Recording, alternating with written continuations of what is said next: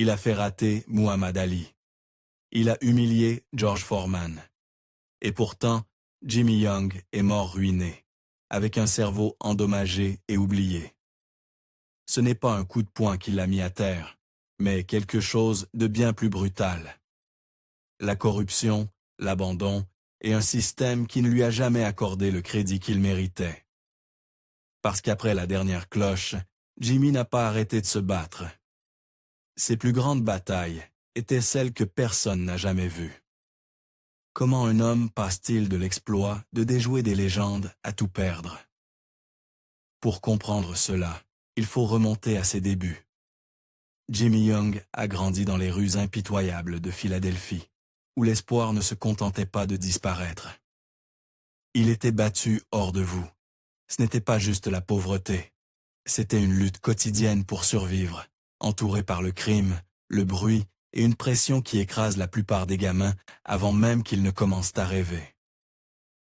Il était l'un des 7 enfants entassés dans une maison exiguë où la nourriture était rare, l'intimité inexistante, et chaque jour ressemblait à une guerre entre le chaos et la routine. Dans un tel endroit, les rêves ne mouraient pas seulement. On s'en moquait, l'école n'offrait aucune réponse. Les emplois ordinaires ne promettaient de rien. Mais alors vint la boxe, une lueur de possibilités qui semblait convenir à Young, comme rien d'autre ne l'avait jamais fait. Il a mis les pieds dans une salle de boxe pour la première fois à l'adolescence, attiré par la profonde tradition pugilistique de la ville. Les salles faiblement éclairées de Philadelphie n'avaient rien de glamour, mais elles étaient sacrées. Elles offraient discipline, structure et peut-être, juste peut-être, une issue. C'est là que Jimmy s'est retrouvé, lassant ses gants avant même de vraiment savoir ce qu'il faisait. Dès le premier jour, il était clair qu'il n'était pas comme les autres gamins. Alors que tous les autres arrivaient déchaînés, balançant des coups pour prouver leur dureté, Jimmy était différent. Il était calme, calculateur. Au lieu de lancer des bombes, il les esquivait. Dès le début, son style était différent. La plupart des jeunes boxeurs voulaient en frapper aussi fort que possible. Mais Jimmy était plus intéressé par l'idée de ne pas être touché du tout. Dans un sport bâti sur la brutalité, Jimmy Young a choisi la survie, et ce choix définirait toute sa vie. Mais ne nous voilons pas la face. Son ascension n'était pas une histoire de Cendrillon. C'était une longue et amère lutte à travers les ruelles sombres de la politique de la boxe.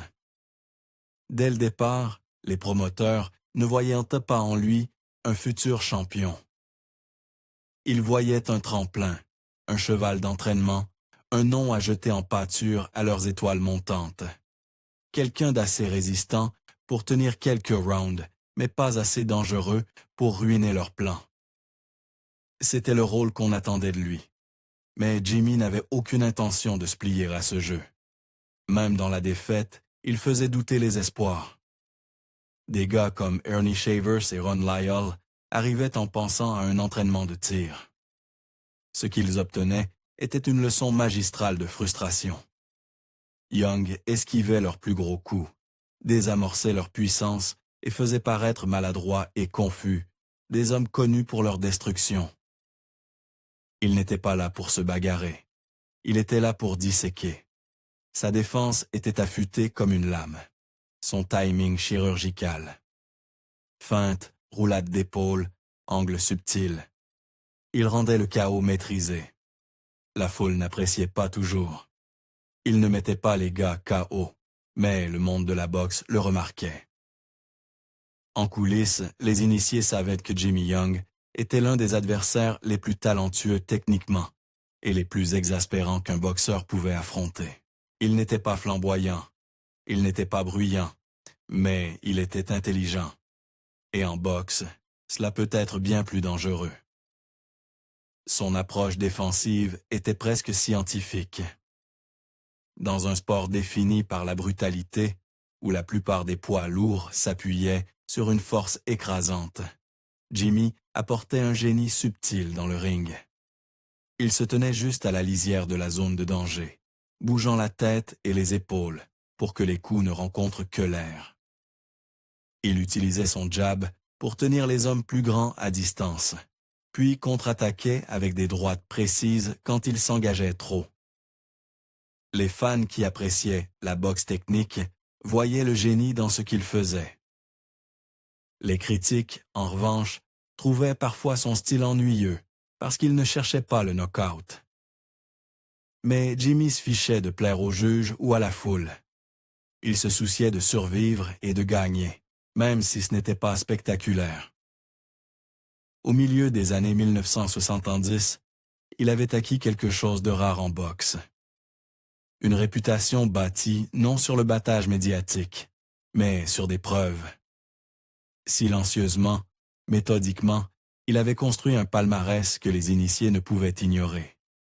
Il n'était pas la coqueluche des médias. Il n'était pas l'artiste du knockout.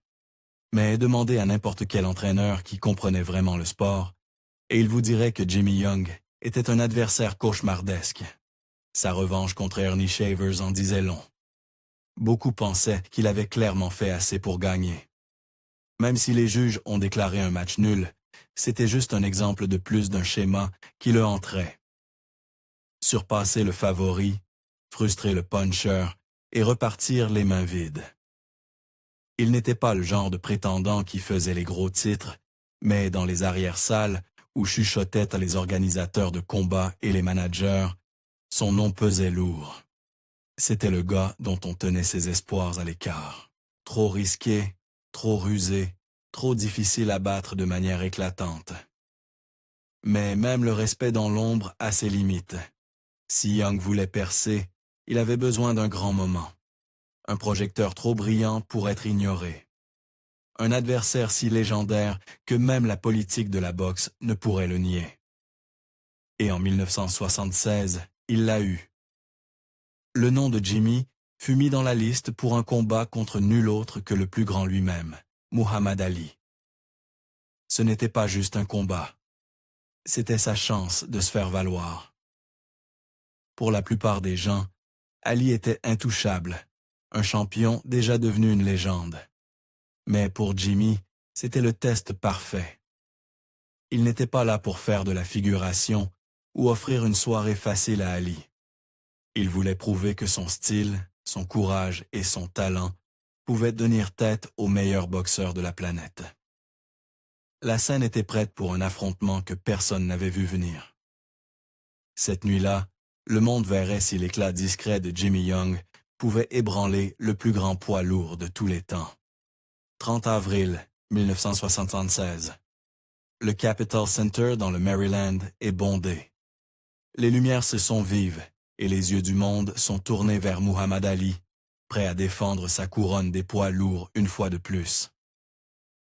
Mais de l'autre côté du ring se tient Jimmy Young, un homme que la plupart des fans connaissaient à peine, mais que les initiés respectaient discrètement. Ce n'était pas juste une autre défense de titre. C'était la nuit où il montrerait au monde ce qu'était une véritable intelligence dans le ring. Sur le papier, le match-up semblait déséquilibré. Ali, la superstar mondiale, pesait 230 livres. 19 de plus que Young, qui était en condition optimale pour un prétendant de 27 ans. La réputation d'Ali était intouchable, sa confiance légendaire. Young, quant à lui, était le technicien discret, toujours l'outsider, se battant plus pour le respect que pour les gros titres. Mais dès la cloche d'ouverture, il a fait savoir à tout le monde qu'il n'était pas là pour jouer le rôle d'un tremplin. Son plan était simple, mais pas facile. Ne pas laisser Ali dicter le combat. Là où la plupart des challengers tombaient dans le rythme d'Ali, Young refusait de coopérer.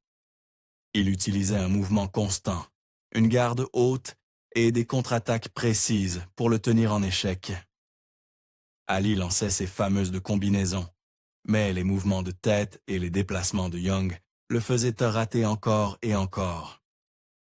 Il se retrouvait à frapper dans le vide, visiblement frustré au fil des rounds.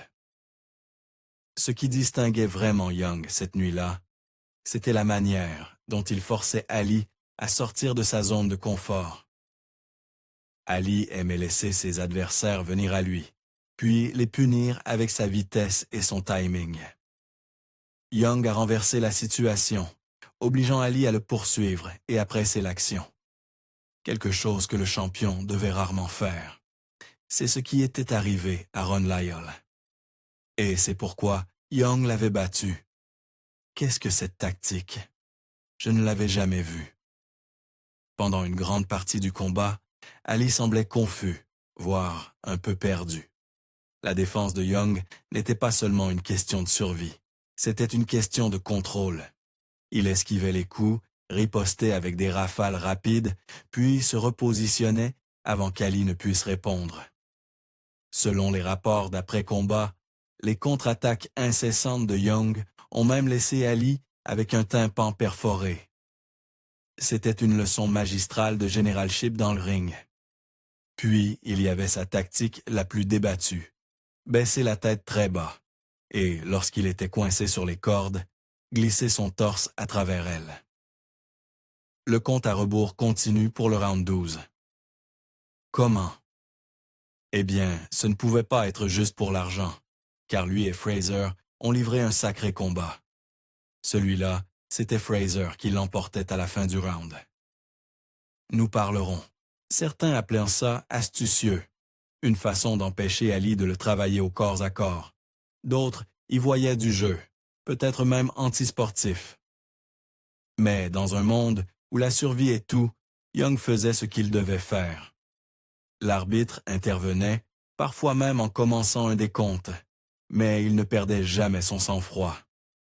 Il utilisait tous les outils à sa disposition, et Ali ne parvenait tout simplement pas à résoudre l'énigme. Alors, comment le combat s'est-il terminé? Par une décision unanime, en faveur d'Ali. La foule était stupéfaite. Muhammad Ali obtient une décision unanime en tant que champion du monde des poids lourds, conservant son titre ici à Landover, Maryland.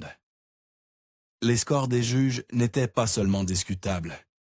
Ils étaient incroyablement larges en faveur d'Ali. La plupart des spectateurs cette nuit-là ne pouvaient pas croire ce qu'ils voyaient. Même l'entraîneur d'Ali, Angelo Dundee, a plus tard déclaré que c'était le pire combat d'Ali. Les fans de boxe ont inondé les stations de télévision de plaintes. Pour beaucoup, il était évident que Jimmy Young avait fait assez pour gagner. Pourtant, la décision a tenu. Ali a conservé son titre et Young est reparti avec rien d'autre que de la frustration et un sentiment croissant que le système n'était pas fait pour des boxeurs comme lui. Il avait surpassé et surclassé le plus grand de tous les temps, seulement pour voir ce moment lui être arraché par des juges qui semblaient plus impressionnés par la légende d'Ali que par ce qui s'était réellement passé sur le ring. Pour Young, ce n'était pas juste une défaite, c'était un tournant. Il avait atteint le sommet pour être repoussé vers le bas. Et alors qu'il se préparait pour son prochain grand combat, le poids de cette injustice commençait à peser de tous côtés. Que se passe-t-il pour un boxeur quand il donne tout pour que les juges lui arrachent la victoire? Les conséquences d'une défaite serrée n'étaient pas juste une ligne de plus sur son palmarès. Elles devenaient un poids qu'il portait partout. Le tribut psychologique de ses défaites sur le fil commençait à se manifester après le combat contre Ali. Mais il atteignit un point de rupture lorsqu'il affronta Ken Norton en novembre 1977. Cet éliminatoire à enjeux élevés dura les 15 rounds complets, chose inhabituelle pour un combat non titré, reflétant ce qui était en jeu. Le vainqueur avancerait vers un combat pour le championnat des poids lourds. C'était une autre chance de se débarrasser de la douleur de la décision contre Ali et de réclamer enfin le respect pour lequel il avait si durement lutté. Le combat en lui-même était une partie d'échecs avec des gants. Sous les lumières éclatantes du Caesars Palace, Norton apportait son agressivité caractéristique, frappant les côtes de Young avec des coups au corps lourd et incessants. Young, toujours le technicien, boxait intelligemment, attirant Norton sur des droites furtives, esquivant et contre-attaquant avec la précision qui avait frustré tant d'adversaires avant lui. Chaque round était un bras de fer entre la force brute et l'intelligence du ring. Norton avançait, essayant de briser le rythme de Young. Ce dernier restait posé, choisissant ses moments et refusant d'être intimidé. Il n'y avait pas de vainqueur clair au fil des rounds, juste deux hommes engagés dans une bataille de volonté et de style. Quand la cloche finale retentit, les deux boxeurs se tenaient épuisés, attendant le verdict.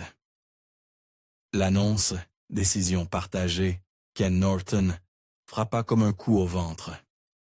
Beaucoup d'observateurs soutinrent que la décision favorisait les coups au corps plutôt que la boxe ce jour-là, soulignant comment les juges semblaient récompenser l'agressivité de Norton plus que la précision et la défense de Young. La foule et les commentateurs étaient divisés. Certains estimaient que les contre-attaques nettes de Young et sa capacité à neutraliser les attaques de Norton auraient dû lui assurer la victoire. D'autres pensèrent que la pression incessante de Norton l'avait emporté. Mais pour Young, c'était un déjà-vu, une répétition du combat contre Ali, où le travail qu'il avait accompli sur le ring était éclipsé par les appels subjectifs des juges. C'est là que les choses commencent à dégringoler. Cette défaite a fait encore plus mal que celle contre Ali. Avec l'opportunité du titre désormais hors de portée, Young dut regarder Norton se voir attribuer la ceinture WBC. Pas en battant le champion, mais parce que Leon Spinks, après avoir surpris Ali, choisit de donner une revanche à Ali au lieu d'affronter Norton. C'était une opportunité directe qui lui était arrachée.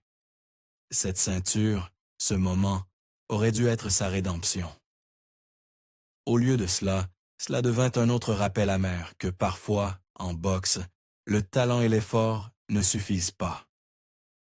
Le contre-coup émotionnel fut immédiat et durable. 2 fois maintenant, au bord de la grandeur, il avait été privé par des forces hors de son contrôle. La déception s'infiltra dans chaque partie de sa vie. Les camps d'entraînement perdirent de leur intensité. Sa condition physique, autrefois affûtée, commença à décliner.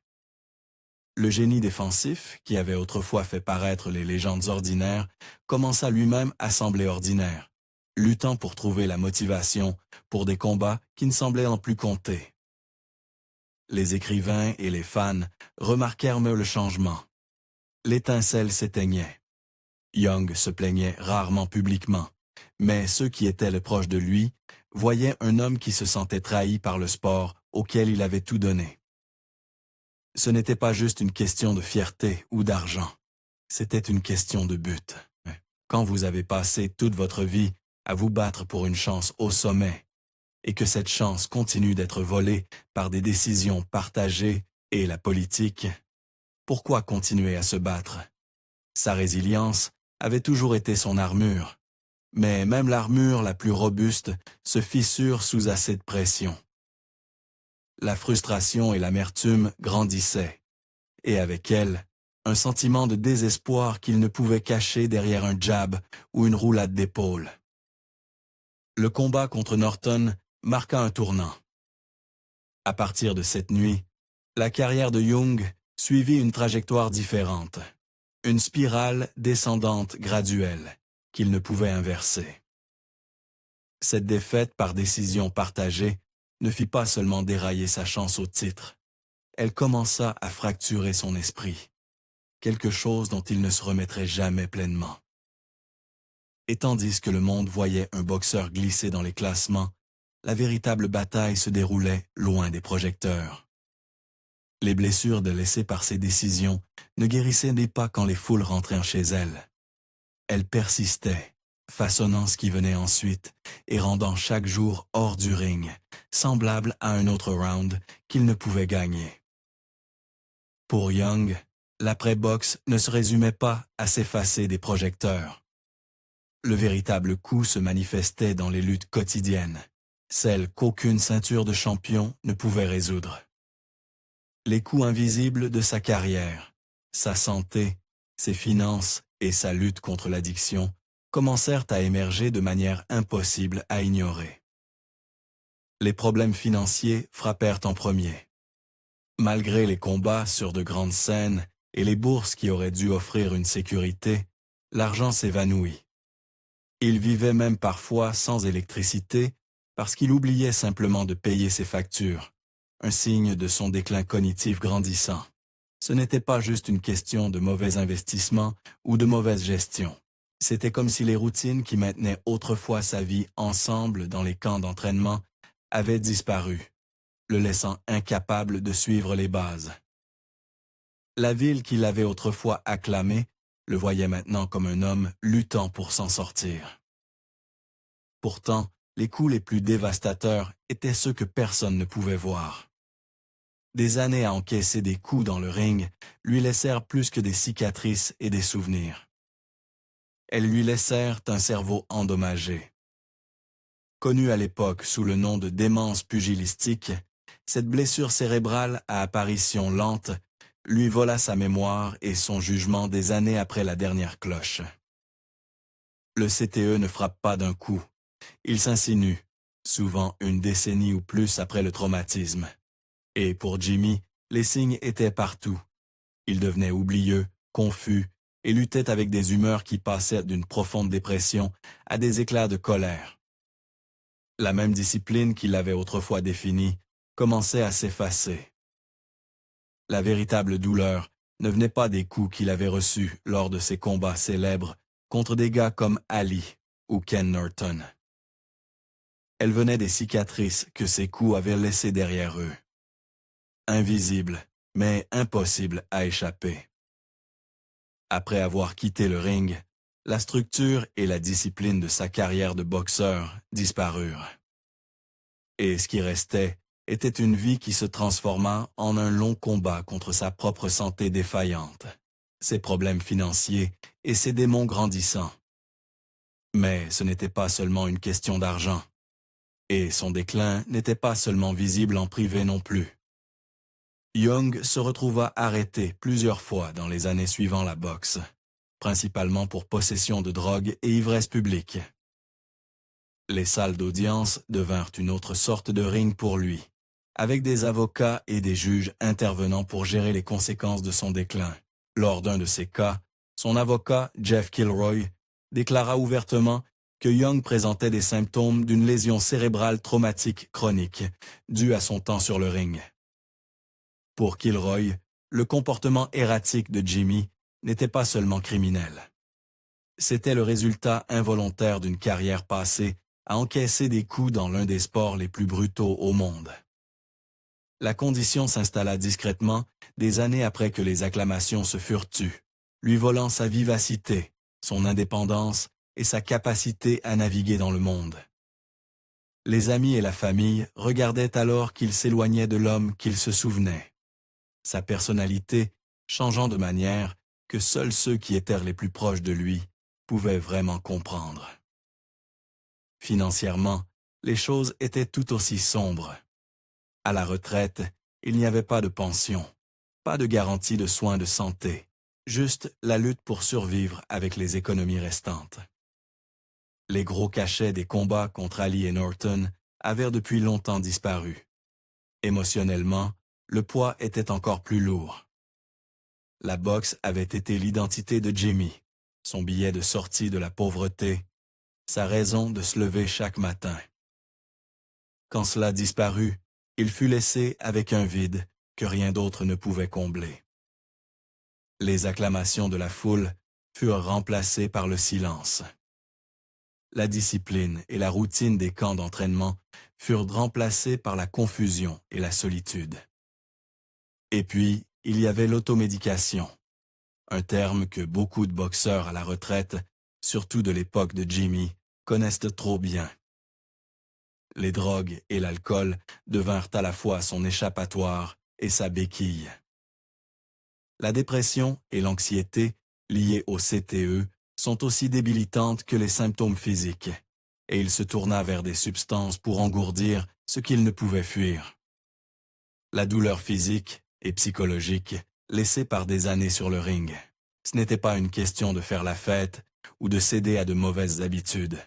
C'était une question de survie, de la seule manière qu'il pensait avoir. L'addiction rendait tout pire.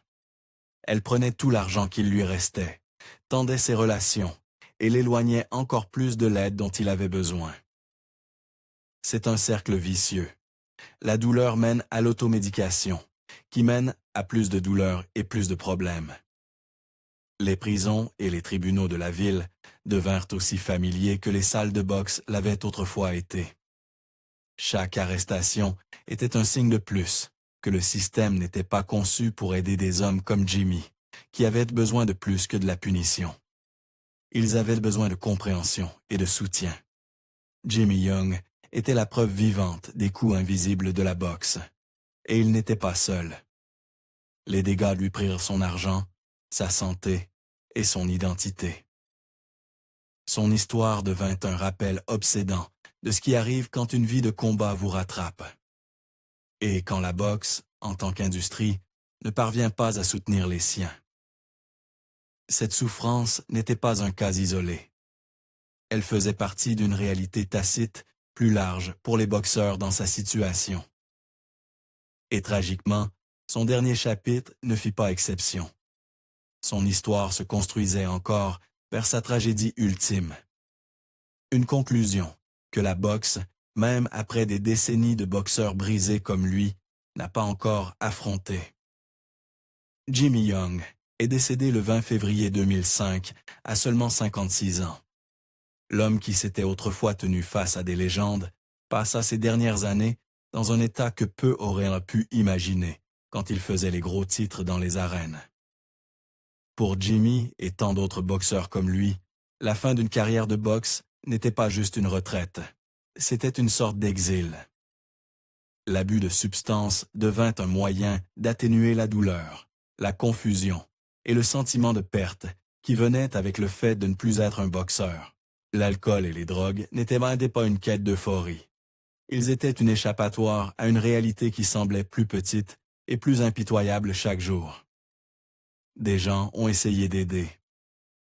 La Retired Boxers Foundation tendit la main, offrant un soutien juridique et des conseils contre l'addiction. Alex Ramos, un ancien boxeur qui avait combattu ses propres démons, tenta de montrer à Jimmy qu'il y avait un chemin de retour. Il parlait de la fraternité des boxeurs, de la douleur partagée et de l'espoir de rétablissement. Mais le CTE vous vole plus que la mémoire. Il vous prend votre capacité à envisager un avenir pour vous-même. Ramos admit plus tard, « Je savais que nous allions le perdre quand je lui ai parlé. » Il y a une douleur dans cette confession, un sentiment que malgré toute la fraternité et les efforts, certaines blessures ne guérissent tout simplement pas. Il décrivit les dernières années de Jimmy avec une sorte de tristesse résignée. Il n'était pas idiot, c'était un combattant, et il est mort en luttant contre une bataille que lui seul connaissait.